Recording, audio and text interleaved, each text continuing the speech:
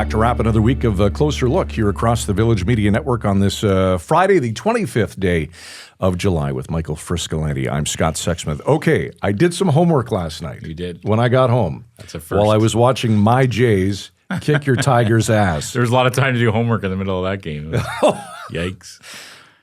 The Dundas Cactus Festival. All right, thank you, Scott. Yeah. Gets its name from Ben Veldhuis, who ran a renowned cactus greenhouse in Dundas, Ontario. His business, Ben Veldhuis Limited, specialized in cacti and succulents and became so successful that Dundas was dubbed the cactus capital of Canada. The festival was named in his honor and to celebrate the town's unique horticultural reputation. Amazing. I appreciate you doing that. I knew it something to do with the greenhouse. That's the extent that I knew. That's amazing. See, you don't answer my texts, and here I am at home last night on the couch. Well, I appreciate you finally contributing a little bit of information to the show. It's always helpful when you chip in a bit. All right. I am amazed. You just said we're wrapping up another week. It is amazing. This is our third full week of doing this show, and I'm still amazed that we're getting through it, and it's been really enjoyable. The guests have been fantastic. We've had a lot of interesting conversations already. Yes.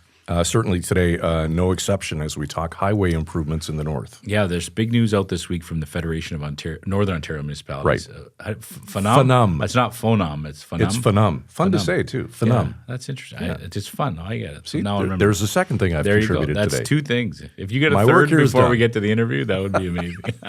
But,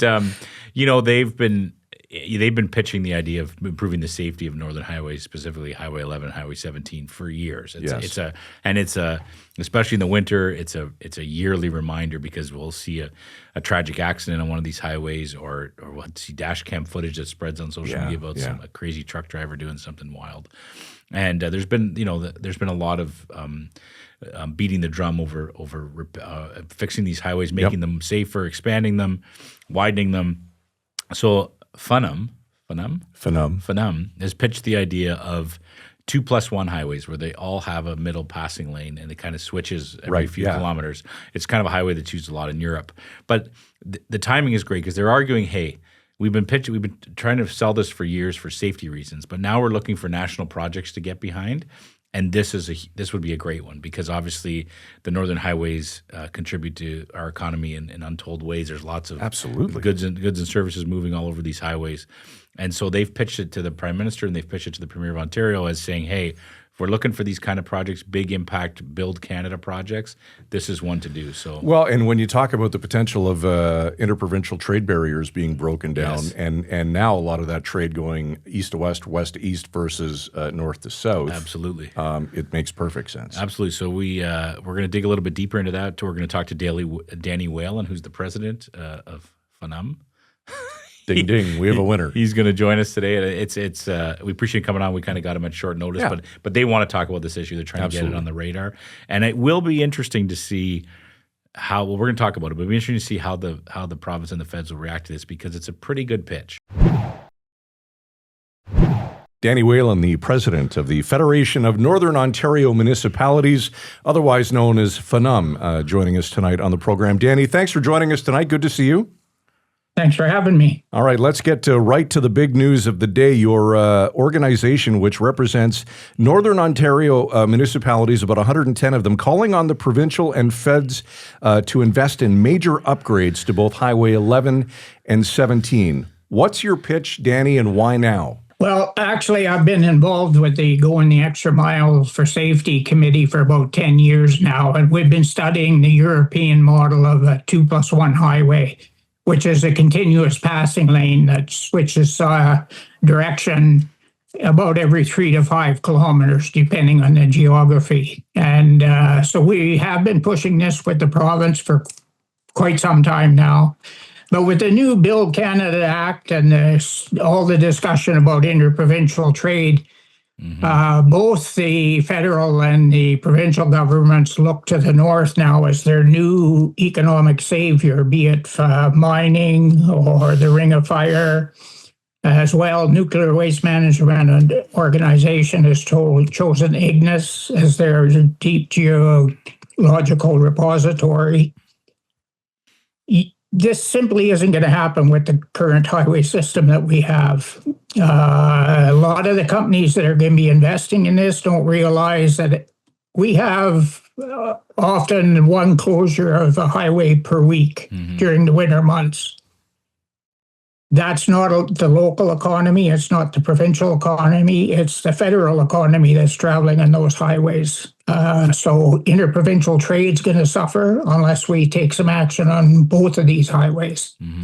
Yeah, the biggest seller for improving the highway, of course, is to reduce the number of deaths. We're often told that Ontario has some of the safest highways in Canada. I would argue that we also have some of the deadliest, and Highway 11 is certainly one of them. Danny, do you have data that kind of speaks to that? I mean, do you know how many fatalities there are in a given year on these highways? I don't have it with me offhand, but, I often, when I'm in Toronto, either at Queen's Park at the Association of Municipalities, Ontario speaking, I tell them, well, you're down here talking about gridlock. I'm in the north talking about burying people. So it's significant. It's, anything we can do to reduce that number. And the 2+1 highway system in Europe has proven an 80% reduction in fatal car collisions. Wow. So it's significant. I want to get into a bit about how that works, how the 2-in-1 works, but let's just basically what you're saying then, Danny, is this has been something you've been trying to do for a long time to improve the safety on these highways. But because of the situation with President Trump, the economy, and the idea that we're looking for big national projects, this could be a great opportunity to finally get this done. It could be. In the wintertime, the vast majority of commercial motor vehicle traffic heading west uses Highway 11. We're up to somewhere around 10,000 count numbers per day for traffic in the city of Temiskaming Shores. That's a lot of traffic. So when you suddenly close your road and it's closed for 4, 8, 12 hours, sometimes 24 hours, that's kilometers and 15, 20 kilometers of traffic backed up. That's the economy is at a full stop. Danny, I know you mentioned it a couple of minutes ago, but can you really give us a really deep explanation about the 2+1 model, how it works, and the benefits attached to it? Yeah, the 2+1 model is actually 3 lanes of continuous road. The center lane, it's comparable to a current passing lane, so it'll run about 3 to 5 kilometers. There's a crash-resistant median barrier, and about, as I say, every 3 to 5 kilometers, depending on the geography, it will switch so that the northbound will benefit from the passing lane for 3 to 5 kilometers. Then it will switch back and the southbound traffic will benefit from the passing lane. And it's continuous like this. The benefits of this is it totally eliminates unsafe passing because, the geography in Northern Ontario, we have some very severe hills, corners. So it eliminates the opportunity to pass in these cases. I'm sure we've all seen the videos online about the current situation with commercial motor vehicle traffic, some of the drivers, the risks that they take.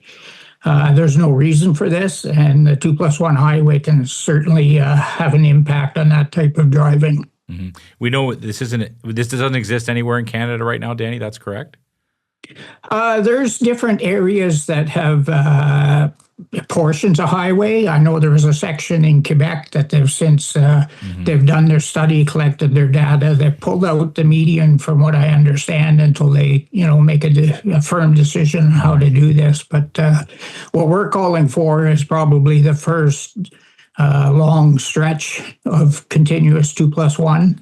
Mm-hmm. But again, it fits with the Build Canada Act in many, it drives the economy, it protects the citizens. It's a huge benefit to the Northern Indigenous communities because they all travel this highway. I actually speak to people that are, they're in fear when they're traveling some of these roads. So we need to do something. This is the perfect opportunity, we feel. And Danny, the plan is to do it in 2 phases? Well, we would like to start 5 years ago and do it all. But we've broken it up into 2 or 3 sections in our presentation, depending how the the federal and provincial government want to look at it. But we'll take one phase at a time if they're willing to agree with us. And what about the cost and how long it will take cradle to grave? One of our members of the Going the Extra Mile for Safety Committee actually went to Europe and studied 2+1 highway during construction, and then he went back during maintenance season, wintertime. The cost will be about roughly half because the majority of your roadbed is already in existence. Right. So you're only adding a third lane. So the cost savings are incredible. The maintenance, Europe is very similar to Northern Ontario weather. They have moose, they have deer, they have snow. They don't have a problem. There's a fear about this center median, but when you're driving and you get into the Muskokas, there's actually a center cement barrier they have to deal with. So it's not new, but using it in Canada is new, and we're trying to push that idea. Mm-hmm. But if you put a dollar figure, Danny, on both phases, if you actually were able to get no.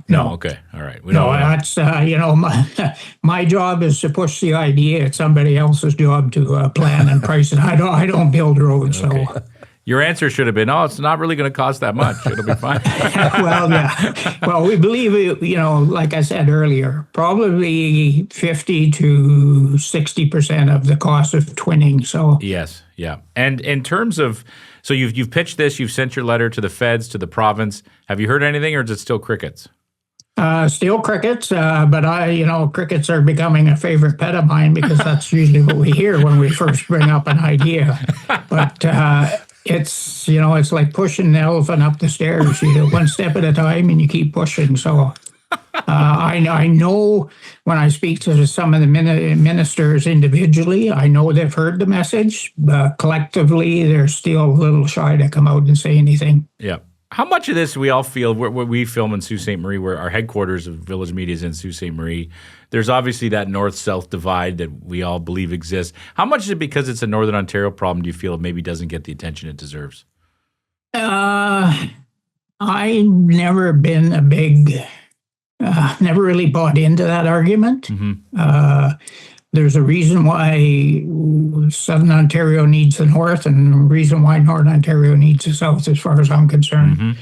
But now that they're talking the way they are, and we've lost one of our most reliable trading partners. Yes.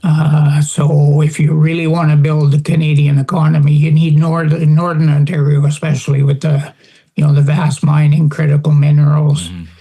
But like I said earlier, you can't get them if people are dying on the way to work.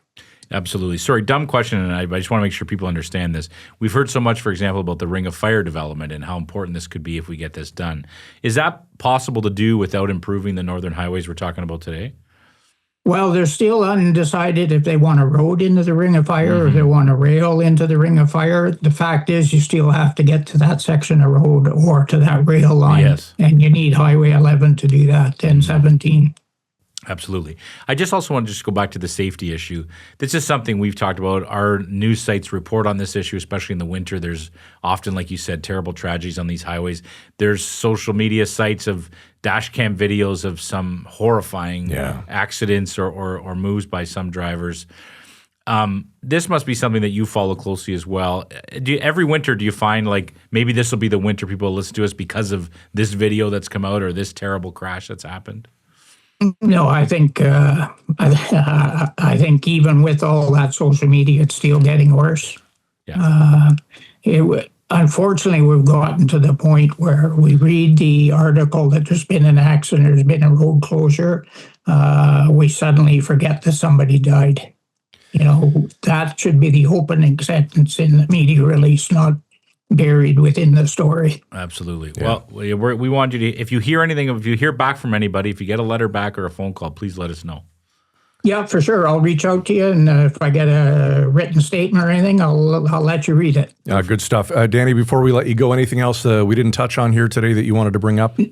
No, I appreciate the opportunity. Like I say, this fits every aspect of the Build Canada Act, and it respects and encourages and benefits the Indigenous communities as well. So we don't think we've missed a step. If we have, then I'm sure the federal and provincial government will let us know, but we think we've done our homework on it. All right, there's Danny Whalen, the president of the Federation of Northern Ontario Municipalities, otherwise known as FONOM. Danny, thanks for this. Appreciate the time. Have a great weekend. Thanks very much. Great chat with Danny, but I also want to give a shout out to Mac Bain, the executive director. Mac and I have known each other decades. In a previous life, he was working in the funeral industry. I was working in the radio industry, probably about 35, 40 years ago when we first met. But Mac was also instrumental in helping us provide live streaming coverage of the party leaders debate, which took place in North Bay. That's right. Just prior to the provincial election back in February. That's right. I'd forgotten that we did that. That's right. And he helped to get that all set up for us. He did. Yeah. He was instrumental, as they say. There you go. I do want to thank you for the information you provided at the top of the show about the Cactus Festival in Dundas. That's what I'm here for. Like I said, I grew up next door to Dundas. I should have known that information, but I didn't. The only thing I got right was the greenhouse connection. It had something to do with greenhouses. Yep. But I hope people in Dundas I know people in Dundas are enjoying the new site because you can see people reading it. It's getting a lot of attention. So another welcome to Dundas today. I hope if you haven't checked it out, check it out. And if you're from Dundas and you want to share some memories of the Cactus Festival, where can they email us? They can email us. Thank you for that segue. At closerlook@villagemedia.ca. And I also want to mention our development team upstairs. That's right. The brains of the business. Just putting the finishing touches on the official Closer Look website. Right. That's right. Will it have shots of us pointing at each other with pens? I hope so. Because there's been a lot of that this show. I know. It looks...